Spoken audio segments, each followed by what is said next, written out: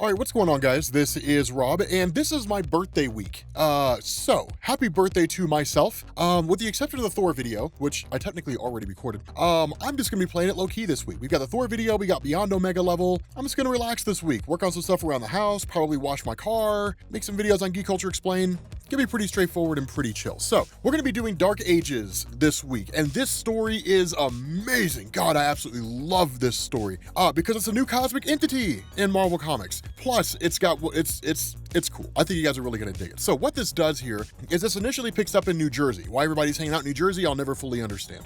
But everybody's hanging out in New Jersey, right? And for the most part, it's like Jessica Jones and Luke Cage and MJ and Spider-Man. And here's kind of a cool thing, right? This story is written by Tom Taylor. I love the detail here, and here's the reason why. So one of the things that a lot of people may not know when it comes to the history of Spider-Man, particularly Spider-Man and Jessica Jones, is that when Jessica Jones initially struck out to become a hero, of course, she ran into the Purple Man, and the Purple Man screwed with her life and did all kinds of terrible things and all that stuff. But one of the things you learned later on is that the reason why Jessica Jones became a superhero is because she idolized Spider-Man. And so it was cool to see her, like, literally, in some degree, model herself after Peter Parker, albeit she's called herself Jewel and that kind of a thing. But it is still pretty cool to see here. And so that's why the relationship, really the friendship between Jessica Jones and Peter Parker has been so strong over the years, is because there was a depth to their friendship that not even Peter Parker was aware of. And once he became aware of that, he was like, I mean, yeah, okay, cool. Yeah, we can be really cool friends. I mean, we've been friends for a while, but I guess we're better friends now, you know, and that kind of a thing. Of course, you also have like Peter Parker's daughter.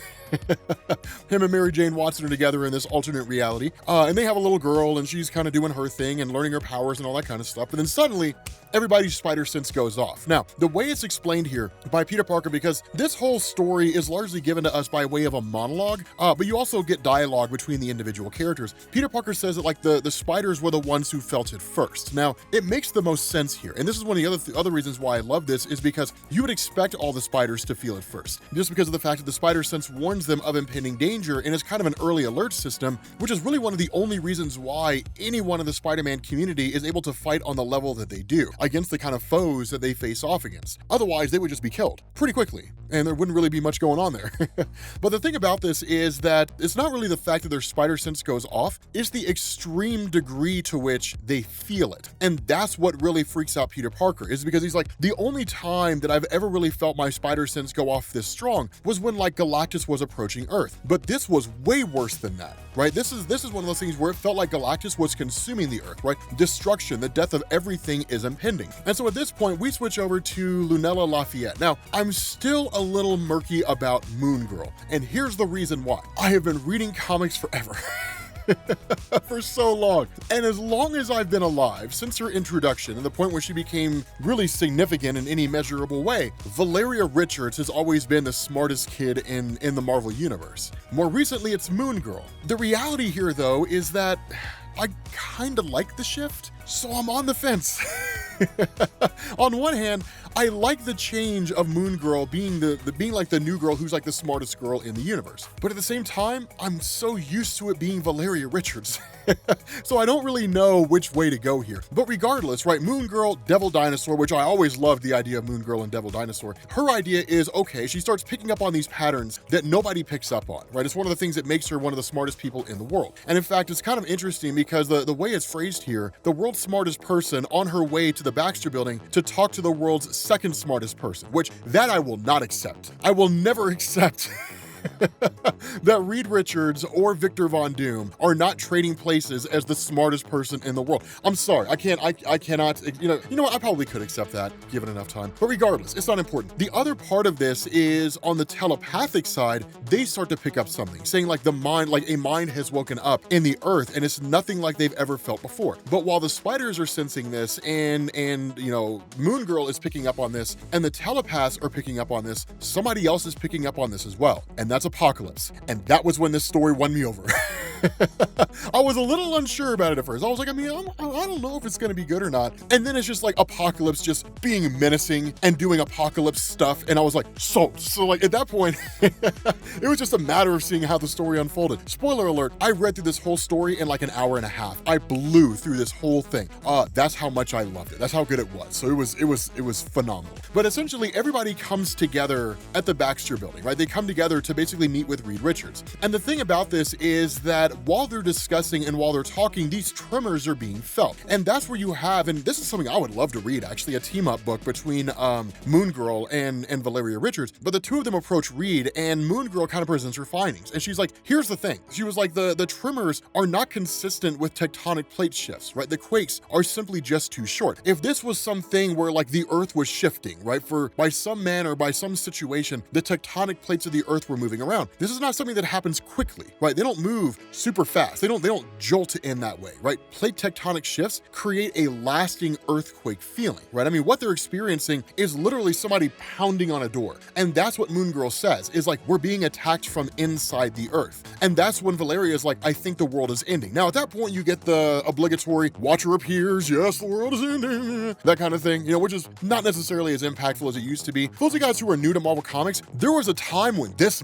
mattered. Dude, there was a time when the Watcher showed up, you were like, damn, son, all right, dude, it's about to pop off. When the Watcher shows up now, it's like, oh, cool, the Watcher. All right, cool, so I guess maybe something's gonna happen, I don't really know. But like the Watcher shows up, and it's kind of like, yes, right? Like the world is basically ending. This is what I have been watching for. The earth has hours. Now, at this point, we actually get an explanation on what's going on. Now, to give you guys an indication, we're literally getting an explanation about the main bad guy in the first 12 pages of this comic, which should right off the bat tell you that this being a 6-issue limited series, this plot goes way beyond that, and it does. It gets really, really amazing. So the whole thing, as is explained to us, is that we're told that 10 billion years ago, a living machine was created, and that this living machine existed to basically protect the universe, right? To stop entropy in the form of consuming black holes. Now, right off the bat, that doesn't really make any sense, just because of the fact that universes have black holes, the natural order of things, that when a star burns through basically every elemental conversion it can, it eventually settles on what's in effect ash. And so basically the star just can't maintain itself, right? It literally can't keep itself going. The gravitational pull of the star outweighs the explosive desire of the star to expand. And so once the star goes supernova, that gravitational pull just sucks everything in, and then boom, you've got a singularity, a hole in space, which depending on what theory you follow with may lead to another part of the universe, right? Like we don't understand anything about black holes. Like, I mean, we can't send probes in. Nothing gets out of there. So until we achieve faster than light travel, we'll never be able to go into a black hole, see what's there, and escape. All we know is that you just basically get broken down on the atomic level when you get sucked in. But the thing about this is that the purpose of this thing was to basically consume black holes. Over time, ended up just becoming corrupted. Now, here's the funny thing about this. While this isn't necessarily the most compelling story for this new cosmic entity or a villain, the reality is this guy doesn't matter. He's the least important part of this story, which is another indication of how cool this story is. Ultimately, because of the fact that it was so extreme, it couldn't physically be destroyed. Not even by the Living Tribunal. Living Tribunal tried to destroy it, but it couldn't be destroyed by the Living Tribunal. So the only thing it did is it put it to sleep and then stuck it in the core of a planet, which is basically turned out to be Earth. And so it's just been there ever since. But by whatever manner and whatever means, the machine is waking up. And so as a result of that, it's literally trying to plow its way through the world. Now, this is when things get nuts. This is when the story, because anybody who reads Tom Taylor, you guys know Tom Taylor's just like, once upon a time, there was a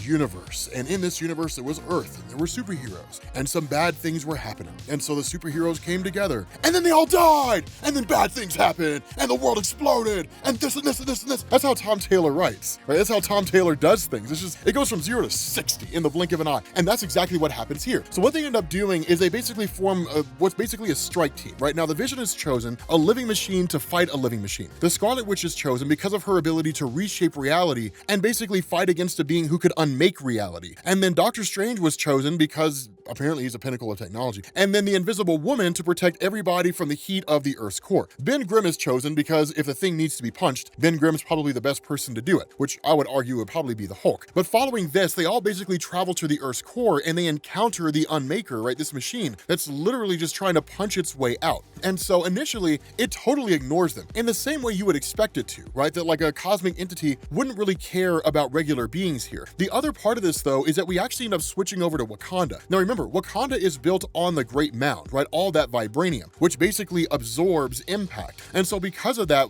Wakanda doesn't really feel the effects in the same way everybody else does. But they're still able to feel it, and they know that something's going on there. And so in the end, while all these other places, these other cities and these other in these other countries are just totally laid to waste by this attack, right? Even Atlantis itself completely and totally collapses. The superheroes all help where they can, when they can, getting people out, right? Trying to rescue people from buildings, all that kind of stuff. And what you end up having here is, of course, Ben Grimm, who initially launches an attack against the Unmaker and is completely obliterated, right? Just absolutely annihilated, never stood a chance, right? He's just completely and totally destroyed. At that point, the Scarlet Witch steps up. And what's really cool about this, the way that Peter explains this, it's nuts, right? The Scarlet Witch attempted to reshape reality, but despite still waking to its full power, the Unmaker simply unmade everything she tried to do. And then it unmade Wanda. Like literally, she ceased to exist. It wiped her out of existence. After that, Vision goes and attacks it. And then the cool thing is that Vision gives them precious few seconds, but there's not a whole lot they can do. That in essence, what it looks like is the Unmaker had basically absorbed the intelligence of Vision, and that was basically the end of him, right? There wasn't really anything that could be done with Vision. But what Doctor Strange does in realizing this thing is a living machine, the Doctor Strange basically like literally scouts all these different alternate realities that are out there, all these different dimensions that exist out there, and says, okay, there's got to be one that's capable of bringing this guy down. Now, our initial thought here, and honestly, this would have been a phenomenal opportunity if this was like a 12-issue maxi series, or if it was like maybe kind of I guess an expanded maxi series that went on for 24 issues or something like that, or a multi-part story, is if he had just like summoned out of desperation Dormammu or somebody like that, right? And just led to the ruin of all or something along those lines. Instead, and it's not a terrible thing here, what he ends up doing is basically opening a portal to a realm that basically has an electromagnetic pulse at the heart of it, right? It's just constantly emanating an EMP. Now, what this does, while really it's only Susan Storm and Doctor Strange who are left, what this does is it basically, it allows this EMP to initiate. The problem is, in the exact moment when the portal's opened, the Unmaker realizes what Doctor Strange is doing and then impales him and then kills Doctor Strange. Now, of course, the EMP is enough to take down the Unmaker, and Doctor Strange sends Susan Storm away through a portal back to the surface. The problem is that with Doctor Strange basically being dead, there's no way to close the portal. And so the basis behind the whole concept of Marvel Dark Ages is that with this portal being stuck open and this constant EMP emanating from this alternate reality, and seemingly no one having the ability to close the portal, it means there is a constant electromagnetic pulse emanating throughout the earth. And it's nuts, because the way that Peter Parker explains it, he says, but with Strange dead, the portal stayed open. He says the constant EMP wave grew and encompassed the entire planet and beyond, sending the earth into darkness. The sky literally began to fall. Everything stopped, from powered suits to switches, machines sustaining life, artificial life, even web shooters, like the web shooters of Peter Parker. It all ended. And so Peter Parker is able to get right back to where Mary Jane and the kids are supposed to be, or at least where his daughter is supposed to be. But when he gets there, the building is completely and totally covered in rubble. You do have Luke Cage and you do have Jessica Jones, but what Jessica Jones says is that like Mary Jane was in there trying to get people out, right? She was trying to help the last of the people evacuate the building when the whole thing came crumbling down. And so in essence, it looks like Peter Parker's lost Mary Jane Watson. But the crazy thing is he starts digging through this rubble. And when he does, what he finds is his daughter had actually saved him, which is adorable. It's amazing. It's so cool. His little girl's just standing there. She's like, Dad. She's like holding up all this rubble and everything, which is really, really cool. And of course, that means Mary Jane Watson's life is effectively saved. But the cool thing about this, and this is what's wild here, right? This is what really got me into this, because I was like, oh my God, this is nuts. So what we're told is we jump forward 7 years, and Peter says 7 years ago, the world we knew ended. We built another world, a world to be proud of. But years after the lights went out, after the end, came the apocalypse. That like Apocalypse himself has basically marshaled his own horsemen, and in doing so is sending them forward into the world, presumably with the intention of conquering it. And that's the thing, these aren't just regular 4 horsemen, these are like Reed Richards and like She-Hulk and all that stuff. It's cool. Dude, the rest of this story is phenomenal. It's like one of the best stories, some of the best writing that Marvel's done in quite some time. But with that being said, guys, we're gonna bring this to an end. Thank you all for watching, and I will catch you all later. Peace.